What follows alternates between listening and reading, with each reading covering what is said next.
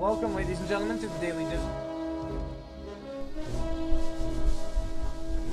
I got my addictions and my problems. Bitch, you have an easy life. Ah!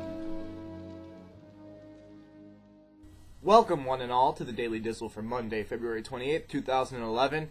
Yes, we're almost 3 months into the year. Where the hell has time gone? I'm Tommy Dizzlemits here, as always, feeling like I got punched in the mouth today.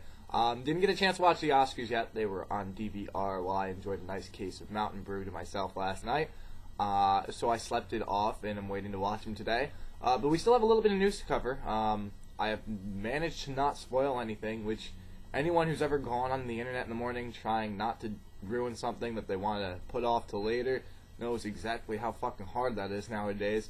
So we will have the full breakdown of our Oscar report tomorrow on the Daily Dizzle. But for today, like we said, we've got a few news notes to jump into, so let's get right to it. On the other side of the Oscars, you have the Razzies, which awards the worst in cinema. And there were two big winners at this year's Razzies. The big nominations were The Last Airbender and Sex and the City 2. Airbender ended up snatching 5 of them. Worst Picture, Worst Director. Anything with M. Night Shyamalan tends to dominate that kind of a category, though. Screenplay, Use of 3D, and Supporting Actor. Sex and the City 2 came in second with Worst Actress for the 4 main characters. Gotta love that they were all so shitty that they couldn't just split the nomination up between one of them. They also got Worst Screen Ensemble, which if you can't, choose between which one is the main one, who's more shitty than the other, I guess you would have to give him equal credit for being a shitty ensemble. And it's also the worst prequel, sequel, / remake, pretty much the worst not original idea coming out of Hollywood this past year. Only 2 categories did not go to those 2 movies. First, for Worst Actor, I'm fucking pissed that Ashton Kutcher won it for Killers and Valentine's Day. Granted, Killers wasn't necessarily everyone's movie. I have not seen it myself, but the plot was almost like The Bounty Hunter with Gerard Butler and Jennifer Aniston, which, if anything, maybe that one should have gotten a little bit more recognition because Ashton Kutcher can keep making shitty movies and his name is still worth like billions of dollars. So I'm sure if anything, this probably just made the value of his name go up a couple bucks because the Razzies don't mean shit, but still. And on top of that, you have Jessica Alba, who played opposite Ashton Kutcher in Valentine's Day, taking home Worst Supporting Actress for Killer Inside Me, Little Fockers, Machete, and Valentine's Day as well. Wasn't Machete like an awesome over-the-top action movie? They probably just nominated for her for that due to the fact that she wasn't really naked in the movie and they just used CGI. So like a month after, everyone was like, "Oh my god, I finally got to see her naked! Oh my god, she's naked! I'm done with my life." Then they're like, "Aww, she wasn't really naked." So yeah, that's the rundown of the Razzies at least. Anyone who is a fan of Community on NBC or anyone who has been a fan of The Soup from the beginning and likes Joe McHale will be happy to know that he is in talks to join Seth MacFarlane's directorial debut. We've been telling you a little bit about it for a while. It's called Ted. It stars a 30-something Boston man who's going to be played by Mark Wahlberg, whose childhood teddy bear comes to life and is now a cursing, smoking delinquent that prevents the man from maturing. That's awesome right there. Just, all like the Snuggle Bear commercials and everything, like, oh, that's so cute. This is going to, like, take that shit, turn it on its head, give it the R rating to it, and still be just as fucking funny. On top of that, you also have Mila Kunis playing his girlfriend, who wants to take the relationship to the next level. Originally, Adam Scott was in talks to be the womanizing boss that Kunis works with. Now McHale is stepping in to take that role.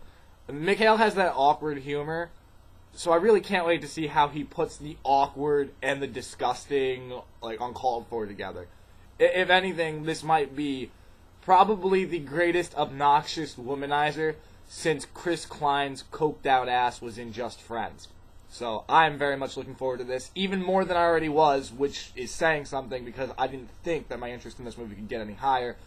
All we have to know is that Seth MacFarlane is probably going to be getting away from Family Guy and American Dad in the next couple of years and probably jumping into movies if this movie ends up blowing everyone out of the water like it should. Now to cover a little bit of news that's history repeating itself. Of course, everyone knows that Mortal Kombat is the most violent game from its generation. It's the reason that we have the video game rating system as we know it today, because people couldn't handle, oh my god, a little bit of blood when you hit a guy and it flies out. Flash forward 2 decades later, and there's a nation of outlaws who are essentially trying to play the same game that happened the first time Mortal Kombat came around. Australia only has a 15+ rating as their highest restriction. They do not have a mature 18+ rating like anyone else.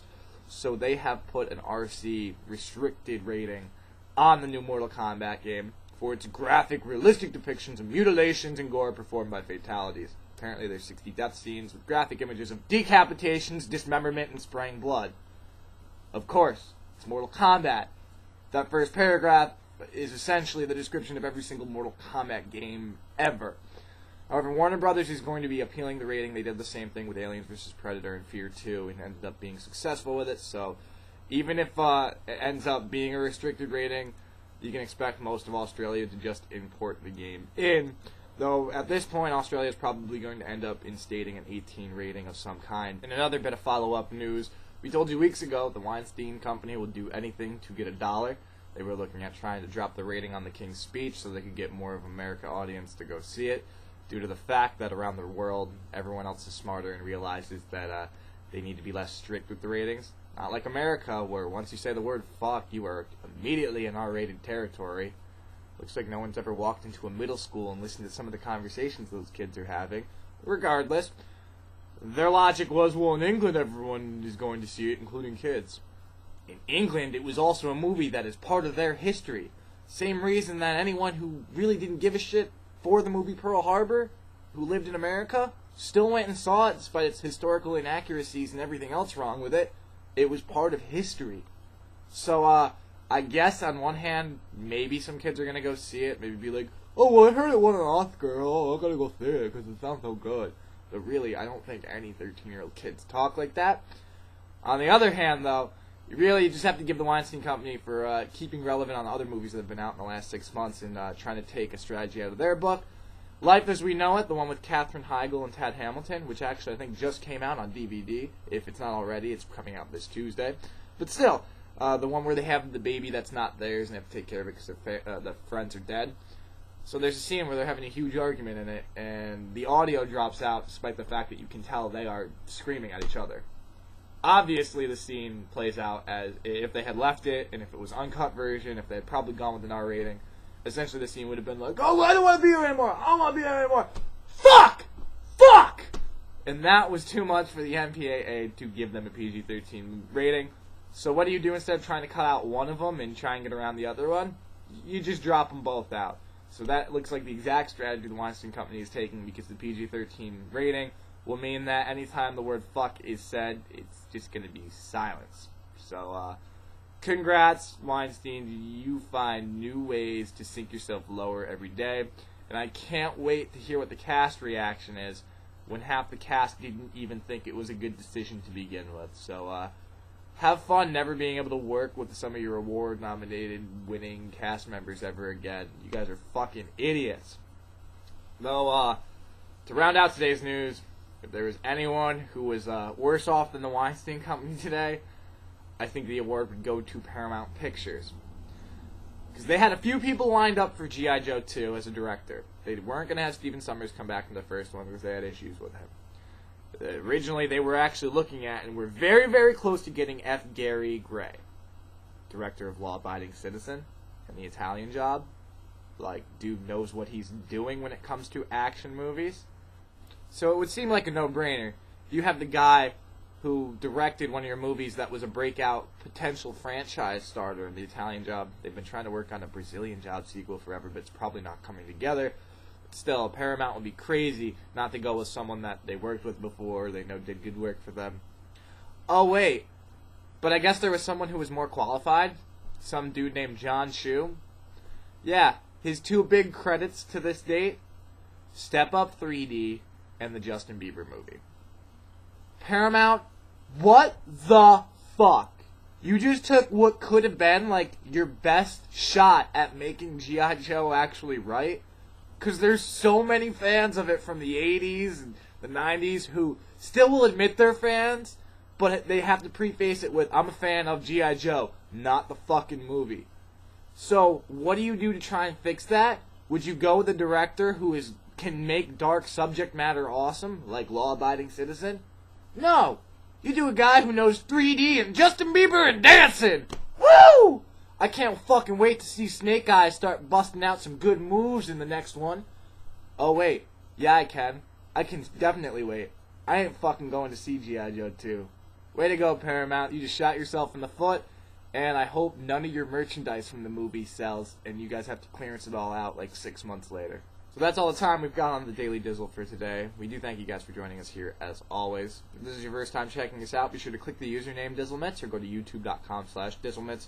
Go ahead and subscribe to us. You'll keep up on the latest videos. We update Monday through Friday and with a weekend update as well. So we hope that you'll be joining us again. Tomorrow we'll have the latest movie news. We'll also have a look at the new DVD releases for the week, on top of whatever else we can scrounge up. So for the Daily Dizzle, I'm Tommy Dizzlemits. We hope you guys enjoyed this. We hope you learned something today, and we hope to see you back here tomorrow.